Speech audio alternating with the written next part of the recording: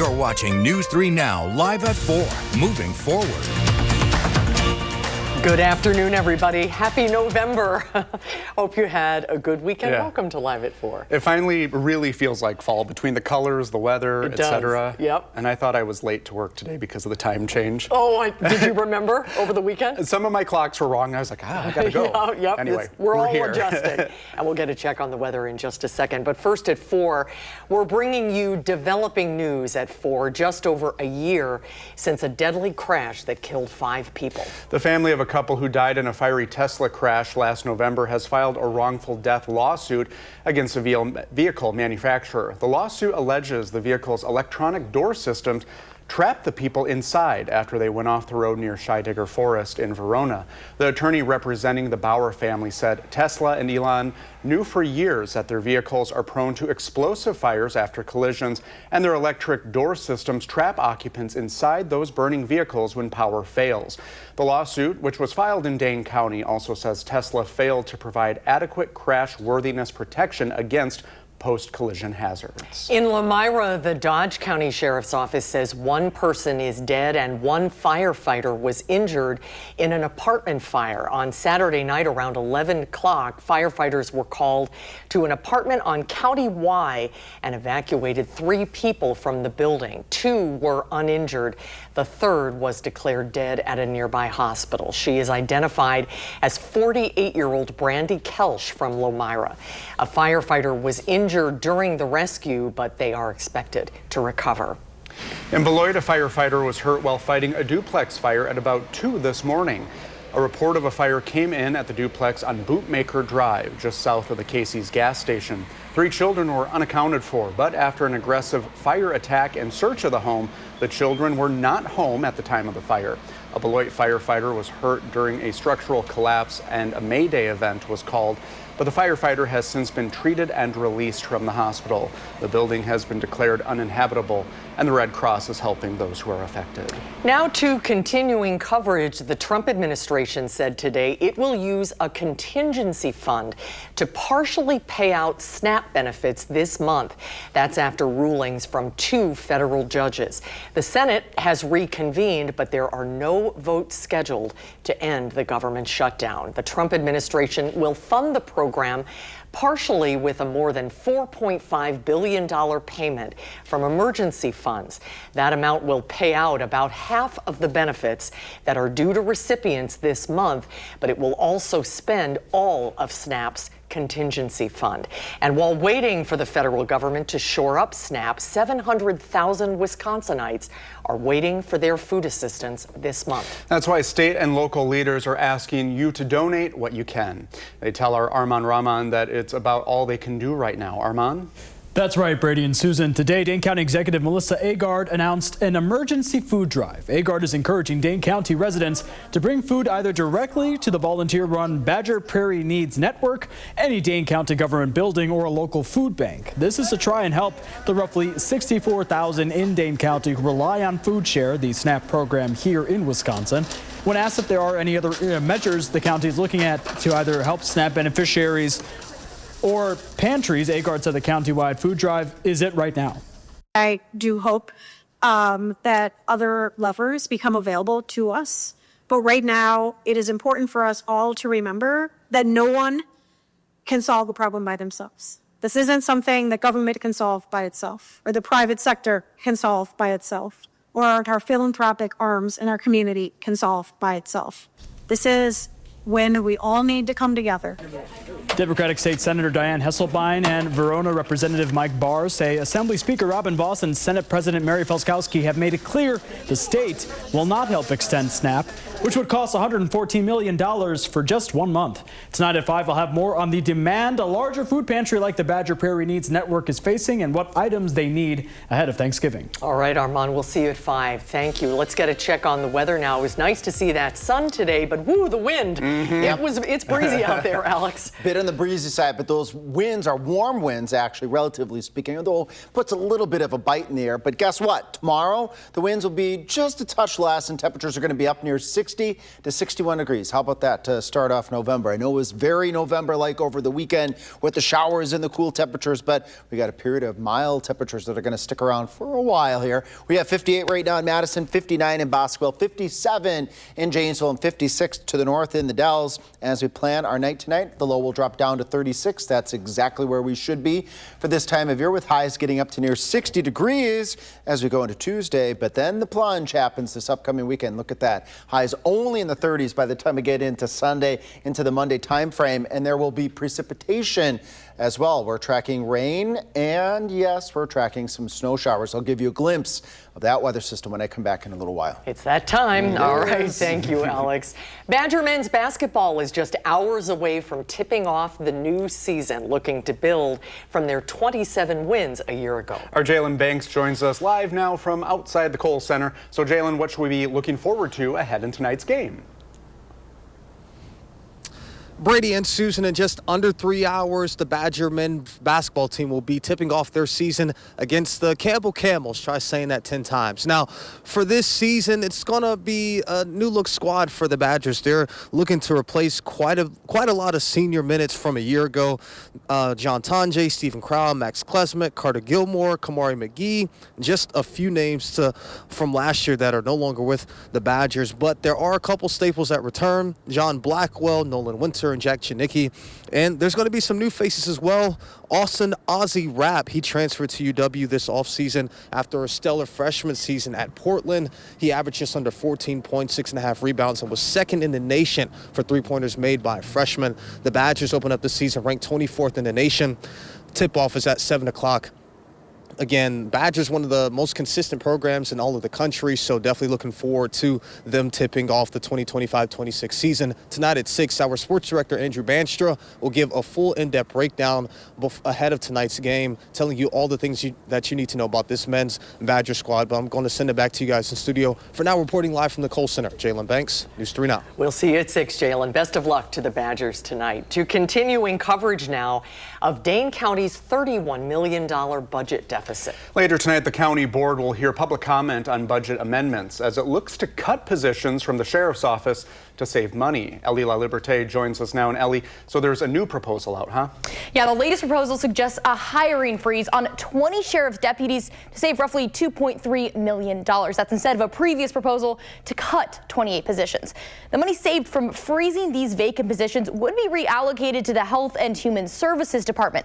Now, from 2010 to 2025, staff for the Sheriff's Department has increased by roughly 4%.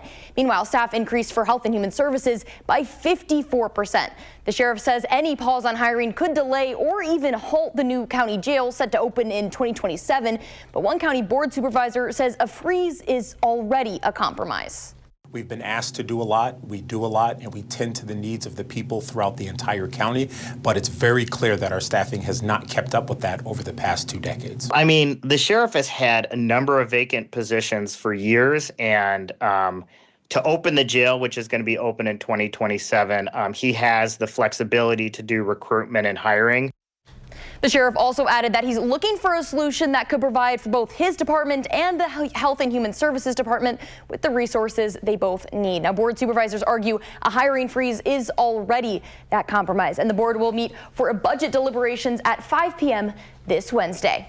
Ellie, thank you. It is open enrollment season for healthcare and healthcare insurance, and you probably noticed scammers get a lot more aggressive trying to get your money and your information. Our consumer reporter Michelle Renee Quinn has some advice to help you spot those scams and keep your identity protected.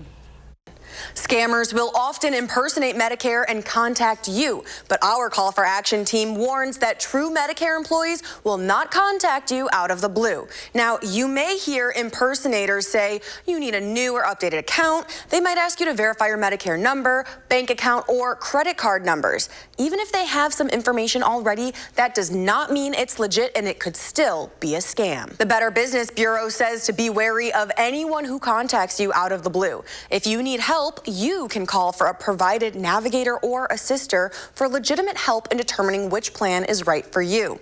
They will not call you first, and they cannot charge for their support. So if someone asks you for a payment, that's your red flag. It's a scam.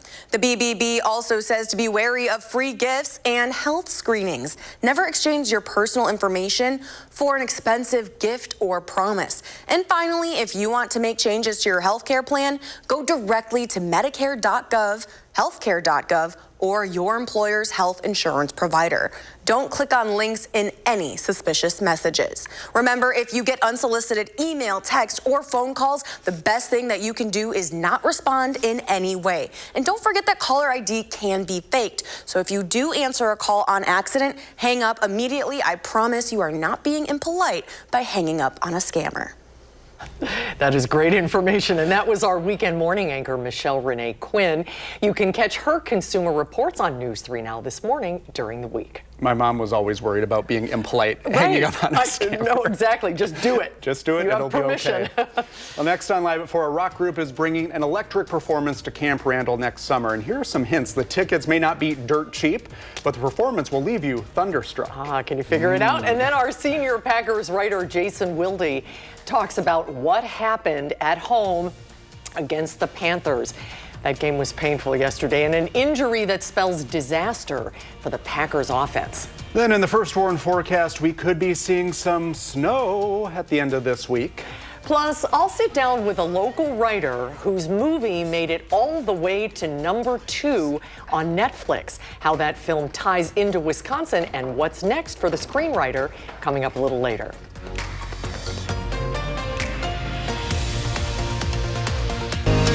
You're watching News 3 Now, live at 4, moving forward. Remember, we gave you some hints earlier. Well, one of the largest rock groups in history is coming to Camp Randall next summer.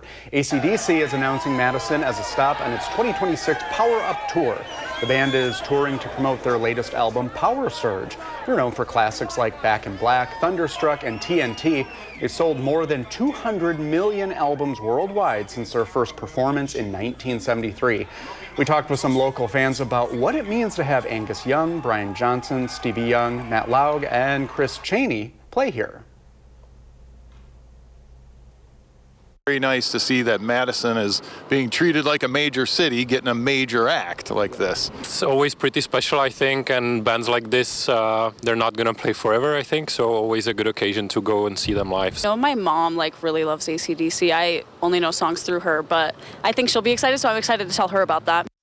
Well, the concert is set for 7 p.m. on Sunday, July 19th next year. Tickets go on sale this Friday at 10 a.m. A lot of people in the newsroom were talking about that today, about the Friday. I love that. My mom likes that. Oh, boy. Sigh. Here's Alex now with a check of the forecast. Look at that temperature tomorrow. I know, it's 60 degrees. Enjoy the 60 degrees, and then the 55 and the 55 and the 53, because then we just plunge by the time we get to Sunday going on into Monday. And there's going to be some precipitation, meaning we're going to have some shower activity, and yep, there's the chance that we could have some snow as we go into this upcoming weekend. But more on that in just a moment. Let's relish in the nice temperatures tonight, 30s to near 40 degrees. So that's about where we should be for this time of year. Again, we got 60 for high temperature in Madison, 61 in southwest Wisconsin, and those 58s off towards the north and towards the east. Here comes the chance for rain. The first chance Thursday night. That's with a weather system that's going to start to draw in some of that colder air. And then we have that other weather system to contend with Saturday going into Sunday.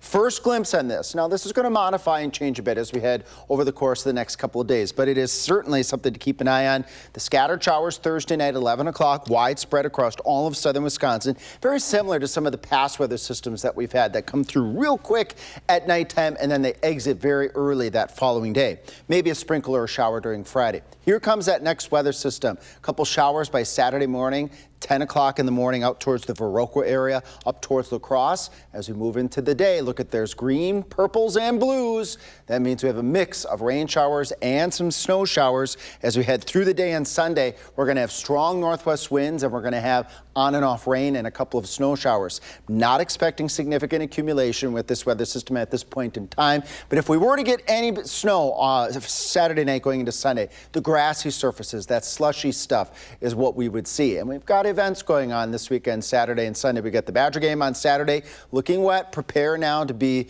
if you're going to the stadium, be prepared to bring that poncho and something warm as well, because it's going to be a bit on the wet side. And then as we head into Sunday morning, we've got the Madison Marathon as well this upcoming weekend, and that's going to be a chilly go for the marathon goers this coming weekend, with temperatures starting off in the 30s and staying in the 30s through the entirety of the race. So dress for those wet conditions, and yes, we could be looking at some snowflakes to start off that run on Sunday. We'll keep a close eye on those two weather systems this upcoming weekend. I think with all the events going on this weekend, it's going to be important to be tuning into our First Warn weather forecast for the latest on these weather systems.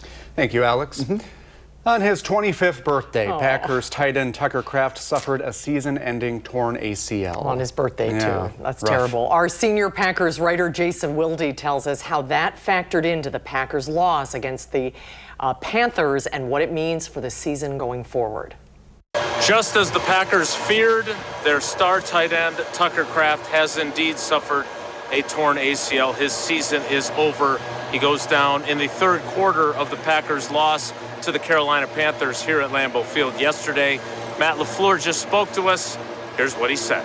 He's doing as good as you could ever be doing considering the circumstances. So Tuck's a guy that he's not going to flinch, and that's why we love him. I mean, he's a hell of a player, hell of a teammate, hell of a guy. I'm bummed for him. I'm bummed for us. But it's part of it, and it's got to be that next man up mentality. And, you know, unfortunate for him, but now other guys are going to get an opportunity. We'll have full coverage of the Kraft situation at 5, 6, and 10, and we'll have full coverage at channel3000.com, where our Packers coverage is always free. And while you're there, you can always sign up for our newsletter, which delivers that Packers coverage directly to your inbox every single day. In Green Bay at Lambeau Field, Jason Wilde, channel3000.com. Thank you, Jason.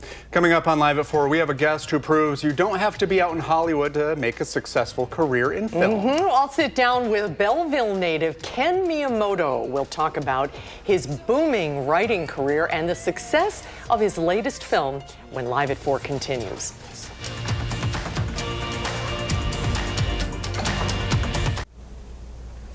Well, here's a live look at Memphis, Tennessee. The weather there is about 60 degrees and some beautiful sunshine there. It's home to a lot of music history, but did you know the city is mentioned in more than 1,000 song lyrics and titles, making it one of the most referenced cities in music history. Oh, interesting. Walking in Memphis is now in my head. I love that song. A local screenwriter found success in the movies as soon as he moved 2,000 miles away from Hollywood back to Belleville, Wisconsin. Ken Miyamoto's latest film, Taken in Plain Sight, made it to #2 on Netflix, and it's still in the top 10. We talked to Ken recently about his homegrown success.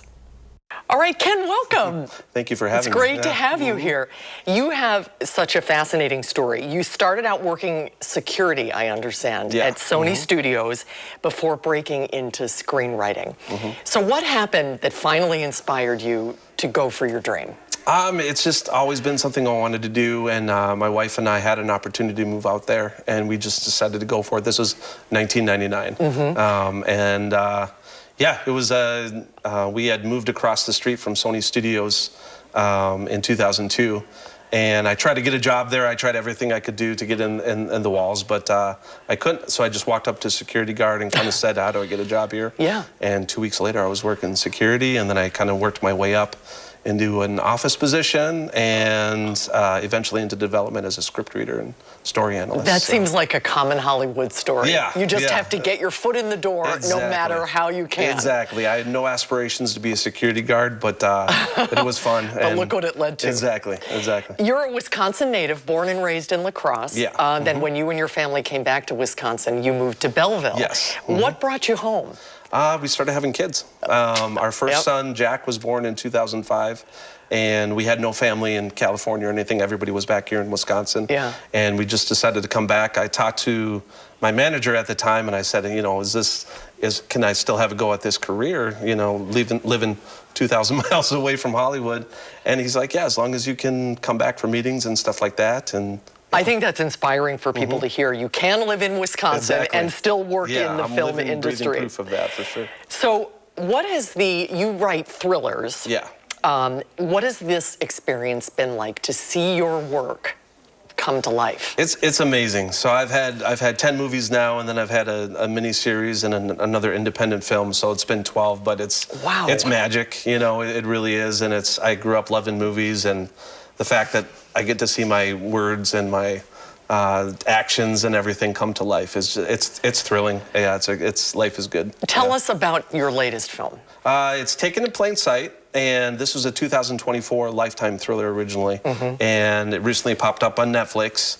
And it basically tells the story of a woman who's on a road trip with her daughter, and they stop at a road stop and at a rest stop. And the mother goes into the bathroom. The girl is looking at treats and stuff in the lobby, and then the mom comes out and she's gone. She's vanished, literally taken in plain sight.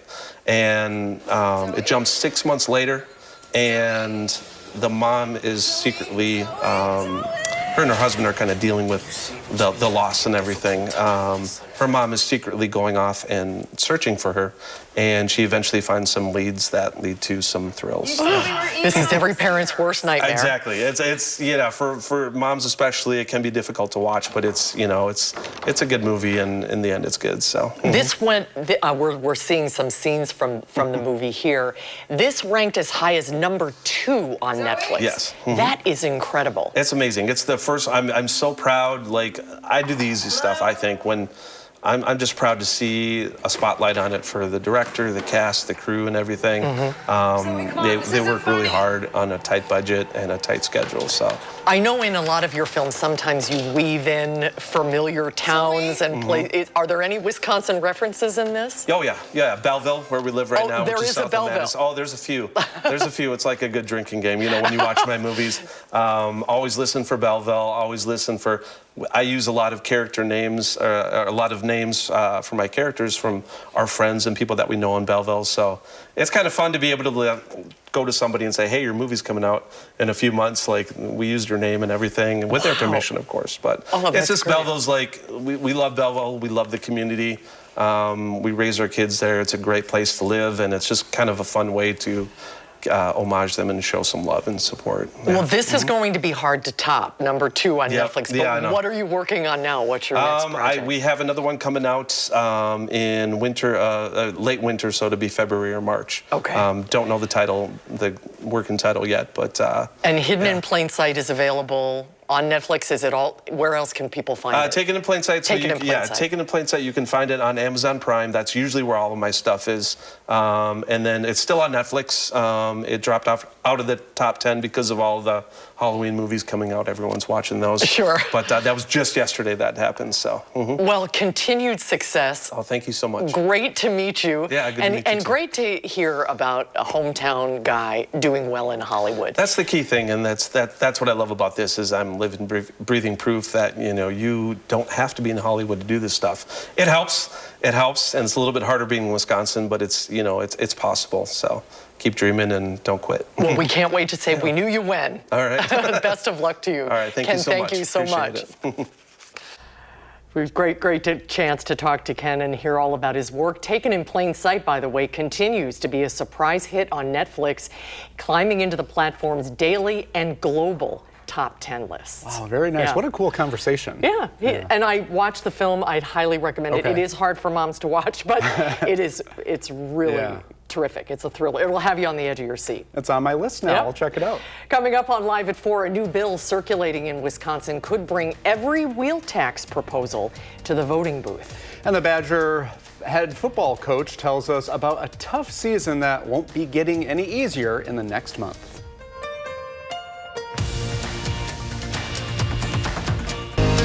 You're watching News 3 Now, live at 4, moving forward.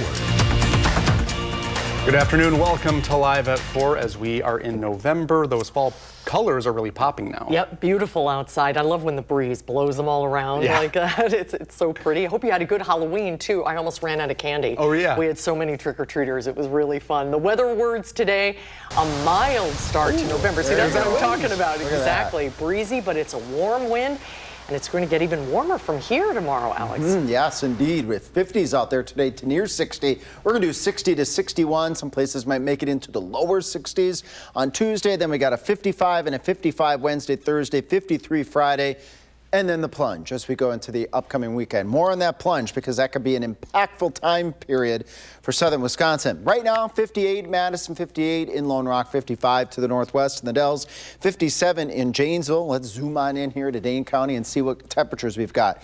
Almost everybody's at 58 degrees. So a common number across Dane County. It's mild out there. This is a good nearly 10 degrees above normal for this time of year. Tomorrow, let's plan tomorrow. Starting off at 36, temperatures climbing up into the 50s to near 60. A bit of a breeze tomorrow, just like what we had today, but that's par for course for November and the fall. Then we got shower chances Thursday night and rain chances, or I should say precipitation chances as we go Saturday going on into Sunday. With those temperatures, remember, they're dipping down into the 30s this upcoming weekend. Could we be looking at some snow this upcoming weekend? Dare I say that word, snow? Yes, there is the chance. So we're going to track that together using Future Track. Thursday night's rain chances and the weekend weather system. We have a lot of events going on this weekend. The Badger game, the Madison Marathon. You're going to want to tune into that Future Track projection of that weather system coming up. All right, Alex, thank you. The Badger football squad is back at Camp Randall this Saturday after a bye week and a loss on the road in Oregon. And with the season winding down, the Badgers are still finding ways to be hopeful and excited about the remainder of the season. Nash Dara shows us. Nash? Well, Brady and Susan, the Wisconsin football season end is in sight as we officially hit November. The Badgers have just got 4 given games left in what has been in all likelihood a season to forget. The 2 low wins at this point in the year are uncharacteristic for Bucky, and it has left lots of questions on the table. One being, what is there still to be excited about this year and the foreseeable future? The truth of the matter is we're excited about every guy. Everybody has something to play for, and we keep reminding ourselves of that. Our ability to stay together, our ability to compete and play and play your best ball at the end of the season is still what we have to be able to do. And that's what's hard, right? I mean, everybody gets, fixated on just winning football games, and that's our goal and that's our job. But there's a lot more to what we have to be able to do going down the stretch. Coach Fickle wants to see more growth because externally you see a record of 2-6, but internally there is a lot more to it.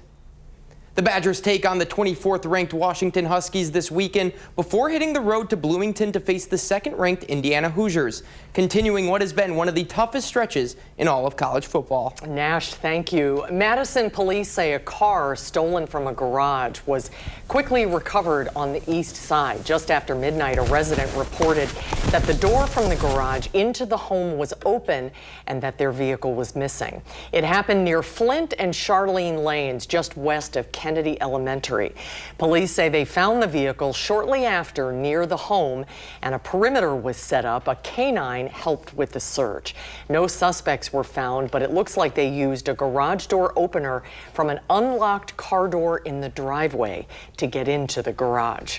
A Republican-backed bill would require voter approval before local governments in Wisconsin could impose vehicle registration fees known as wheel taxes. Currently, 14 counties and more than 50 cities and towns collect those fees, ranging from $10 to $40 a year, raising nearly $67 million statewide for road projects. Supporters say the change ensures taxpayer transparency, while local leaders warn it could cripple funding for transportation needs. Existing wheel taxes would also expire unless upheld by voters within 18 months of the bill becoming law. The Goodman Community Center is asking for all of our help this year with its Thanksgiving basket drive. This after the public registration for it reached capacity faster than ever. The annual Thanksgiving basket drive provides the fixings for families to make a full Thanksgiving meal at home. Starting November 15th, you can donate the food and money needed to fill 4,000 Thanksgiving baskets. One way to help is to set up a food drive. The center has provided grocery lists, posters, and all kinds of tips to help you make your food drive successful. Financial donations can be made online at goodmancenter.org/donate. Halloween has come and gone, which means winter is right around the corner. And with that comes the Olin Park Lights. NECA and IBEW Local 159 and several of their sponsors say they are setting up the 37th annual Holiday Fantasy in Lights. The 6 weeks of holiday lights at Olin Park will be free again, and they'll start on the 15th at 5 p.m. Check the Holiday Fantasy in Lights Facebook page for updates on how closures on John Nolan Drive could affect getting there. Best time of the year. It is. It's so pretty. Next on Live at 4, everyone probably watched their favorite Halloween movies this weekend. Our Will Loper brings us to the box office on a movie that could be a new favorite to many. And then Alex is back with the first warn forecast. We saw some showers the past few days. He'll show us when our next chance could be.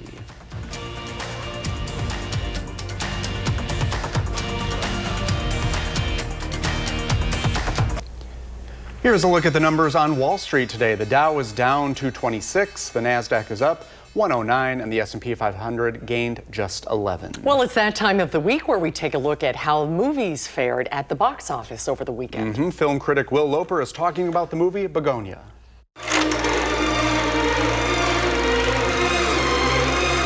May, Susan, and Brady. Halloween weekend is typically a slow one for the movies. But even so, this past weekend was the worst Halloween weekend in 31 years. The newest film in theaters, Begonia, opened in fourth, making $4.8 million. I believe every company should strive to form a diverse table, to empower people of different skills, and every time, what is it? Skills and identities. To foster a new generation of, okay, let's go again. Greek director Yorgos Lanthimos has brought us such films as Dogtooth, The Lobster, The Favorite, and 2023's Poor Things, with themes that range from the bleak to the offbeat to the downright strange. His latest film is no different. In Begonia, Emma Stone stars as a CEO kidnapped by two conspiracy theorists, played by Jesse Plemons and Aidan Delbus, who believe her to be an alien. Welcome to the headquarters of the human resistance. Where's my hair? Your hair has been destroyed to prevent you from contacting your ship. What ship? Your mothership? The majority of the film follows the back and forth between captors and captive, with Plemons and Stone bringing us two of the best performances of the year. I've done a ton of research on this. You're killing our planet. Alien fellas. I'm not an alien. You're lying to me. What's the difference? All of this leads to an ending sure to leave audiences polarized. And although one's mileage with the ending may vary, there's no denying the roller coaster of events and fantastic acting leading up to that moment, which make Begonia still very worth seeing in theaters now. That was really good. My pulse is racing right now. For Live at 4, I'm Will Loper. Saw it this weekend. It is weird and amazing. I love it. For We Energy customers, the company's annual winter moratorium starts today. So what it means is the company is prohibited from disconnecting services for customers who miss a heating payment. We Energy serves mostly customers in the southeast part of the state. The moratorium runs through the winter season and ends April 15th. Those who are still behind in their payments could have their services shut off. Governor Evers is declaring a state of emergency, citing uncertainty around federal food assistance, which impacts about 700,000 people in Wisconsin. The governor's executive order specifically prohibits price gouging. Consumers who have concerns or a complaint can contact the Department of Ag, Trade, and Consumer Protection's hotline. The number is 800-422-7128. Medicaid and Badger Care Plus members still have coverage despite the government shutdown to get the services that they need. Well, coming up on Live at 4, Alex is back with the First Warn forecast. And we get our first look at the Macy's Day Parade balloons. That's all ahead on Live at 4.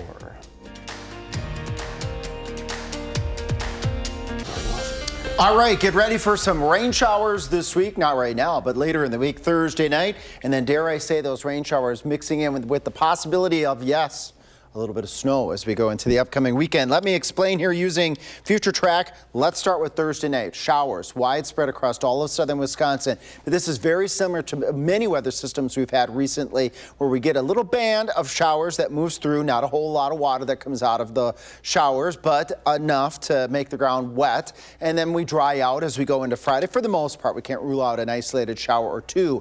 And system number 2 is on the way. And this one could have a mix of rain and some wet snow. You see some pink even north and west up towards La Crosse and Black River Falls Saturday morning at 10:30. Let's put it into motion here because we've got the Badger game Saturday afternoon. There you see that band of rain moving through. We can't rule out it mixing in with some wet snow Saturday night going on into Sunday morning, where we have a mix of rain and snow showers being depicted here by Future Track. And those rain and snow showers, while we're not expecting significant accumulations, we can't rule out maybe a trace of that wet, slushy snow on some of those leaves and some of those grassy surfaces that are out there across southern Wisconsin. And take note, on Sunday here, we have scattered snow showers mixed in with rain. So a chilly, very November-like weekend is in store for southern Wisconsin. You want to tune in tonight at 5 in our 5 o'clock newscast. We're going to break down the impacts to the Badger game coming up on Saturday. Our temperatures tonight will be in the 30s to near 40 degrees. High temperatures tomorrow. You're not even thinking about snow when it's up near 60 degrees in the beginning of November. A bit of a breeze out there. 61 in Prairie du Chien, 61 in Lone Rock, 57 in Watertown, 60 in Madison. Again, at 5, I'll break down from the start of the game to the end of the game on Saturday, the impacts from that weather system on the Badger game. And then a little bit later in our newscast this evening, we'll talk about the Madison Marathon impacts come Sunday morning. Starting off next week on the chilly side. That's below normal for this time of year on Monday going on into Tuesday with breezy conditions. But how about something nice here? A little altocumulus cloud activity with the sun trying to shine through them. This is Emily. Lake Mendota photo here. Thanks, Emily, for sending us this photo. If you are on the other side of the camera, because I know you are, scan that QR code in the upper left, and that will link you up to our portal of weather photos so we can show your photos on air. Coming up in just a little bit, more about Macy's balloons. That's coming up. Live at 4 continues. You're watching News 3 Now, live at 4, moving forward. Well, it is November and eyes will be on the skies this Thanksgiving. Macy's lifted the veil on its annual parade balloons, and there are new characters this year.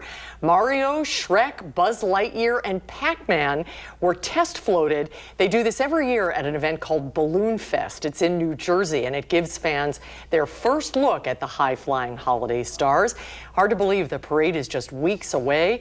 This is great. You get a chance to see the big balloons. There's going to be festive floats and a celebration over the Big Apple like no other. I've always wondered who these people are that hold all the strings and how you sign up for that. It's a lot of pressure, huh? Yeah. And pretty soon we'll be asking you about the weather for that. For Thanksgiving, yeah, coming tomorrow up. It's going to be beautiful here. Gorgeous tomorrow. Another day up in the upper 50s, straight around 60, 55 Wednesday, 55 Thursday. Then the crash this upcoming weekend. That crash, look at Saturday, 44. You're going to want to tune in the 5 o'clock newscast because that's going to be met with some precipitation on Saturday. Will it impact the Badger game? I'll let you folks know during the 5 o'clock newscast. All right, Alex, we'll see you then. Thanks. We'll be right back. Well, tomorrow on Live at 4, Dr. Jeff Potoff is here to talk about the dangers of early marijuana use and how it can affect children. And later on News 3 Now at 5, the federal government has agreed to cover some SNAP benefits. How much and how soon that help could get to families. Thanks for watching Live at 4 today. We'll see you back here tomorrow, same time, same place. And remember, you can always catch us streaming 24/7 on Channel 3000+. News 3 Now at 5 starts right now.